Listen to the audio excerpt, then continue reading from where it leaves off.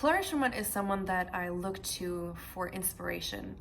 She was a star concert pianist, a devoted wife and mother to 8 children. She and her husband Robert were the musical power couple of the 19th century.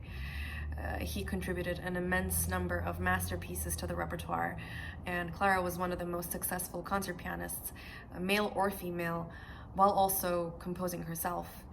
Together they promoted great works by older masters like Bach and Beethoven, but also their contemporaries.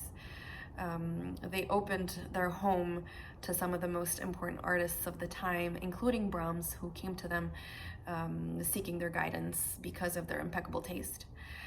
Clara's life was thrown into chaos when Robert had a mental breakdown and was admitted to an institution, and she was left to raise and provide for their 8 children.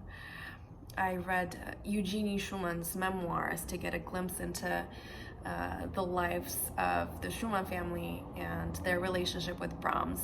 And Eugenie, who was the youngest daughter of Robert and Clara, she paints a vivid portrait of Clara as a loving, devoted mother who at that point became the sole breadwinner.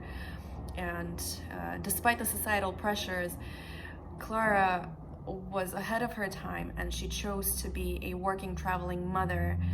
And although she had intense guilt about leaving her children in the care of others, she made the decision to continue working and to continue performing and teaching and composing. And although we've made great progress, women like me still continue to struggle with that work-family balance. Clara was one of the most respected musical figures of her time, and so countless artists came to her seeking her guidance.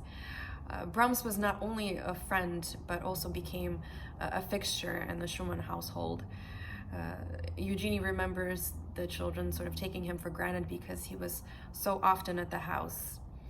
Once he came to play a newly written portion of his piano concerto for Clara, and after listening to it, Clara said, "Do you expect me to believe that this is a piano concerto? Not a bit of it. This is indeed a symphony." And so this piece became one of his greatest works, the First Symphony. Some of my favorite anecdotes from her memoirs are actually of Brahms as a pianist. There's a story about him working with a singer, and during a rehearsal, he says to her, "Do you think you can sing this in time?" And she turns to him with a mischievous smile and says, "I think I can, if you can play it in time." Clara had the promise to be a great composer, but she had to take a step back to let Robert have the spotlight.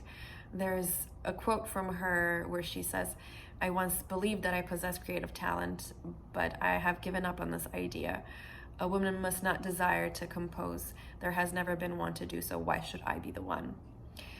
Despite her small and relatively rarely performed musical output, millions have heard her skill and taste indirectly without realizing it when listening to masterworks by Brahms, like his First Symphony and indeed many of his piano pieces.